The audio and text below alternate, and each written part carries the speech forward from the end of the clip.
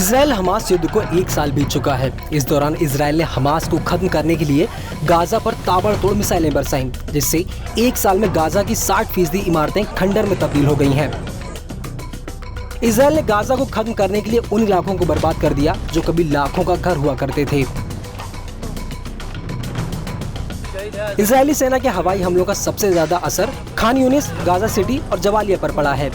United nation यानी UN के मुताबिक गाजा पट्टी में जंग शुरू होने के बाद इस साल जून तक 39 मिलियन टन मलबा पैदा हुआ था, जिसमें रेत, बिना फटे बम, एस्बेस्टस, खतरनाक पदार्थ, यहाँ तक कि लोगों के अवशेष भी शामिल हैं, जिसे लेकर वर्ल्ड बैंक ने अनुमान लगाया है कि इन बर्बाद हो चुके घरों को फिर से पहले जैसा बनाने में 80 साल लगेंगे। हालांकि गाजा में रहने वाले लोगों के पास ना तो इतना पैसा बचा है और ना ही उनके पास इतना समय है जो इसकी भरपाई कर सकें। दूसरी तरफ फसलों और खेतों के बर्बाद होने से भुखमरी का संकट खड़ा हो गया है, जिसकी जद में लाखों लोग आ गए हैं। खान यूनिस गाजा दक्षिण में बसा एक सैकड़ों साल पुराना शहर है जो 54% तबाह हो चुका है। खान यूनिस के लोगों का कहना है उनका शहर एक भुतहा शहर बन चुका है। वे जिन घरों में रहते थे उन्हें बुलडोजर से गिरा दिया गया है। हॉस्पिटल, मस्जिद और स्कूलों को इजरायली तोपखाने ने मलबे में बदल दिया है, जबकि इजरायल का कहना है कि हमास के आतंकवादियों का सफाया करने के लिए इस तरह के हमले जरूरी हैं।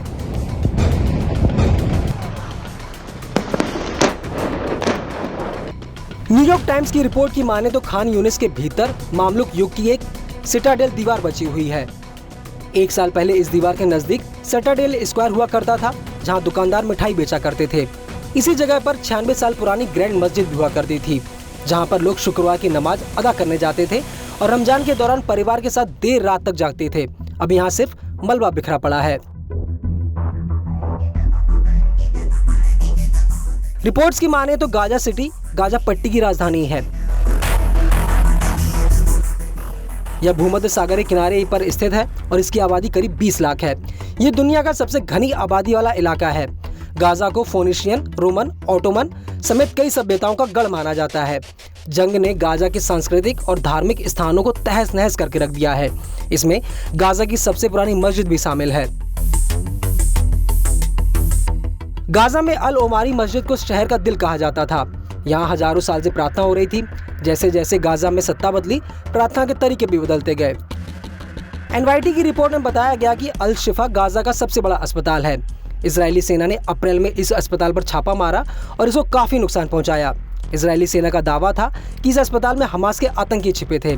इस अस्पताल में अभी भी इलाज जारी है, जबकि गाजा पट्टी के सबसे उत्तर में स्थित जबालिया से लाखों फिलिस्तीनियों को बेदखल होना पड़ा। दावा है कि जबालिया घनी आबादी वाले कैंपों के लिए जाना जाता है। जबालिया कैंप की स्थापना साल 1949 में हुई थी और यह फिलिस्तीनी शरणार्थियों की सबसे बड़ी बस्तियों में से एक है।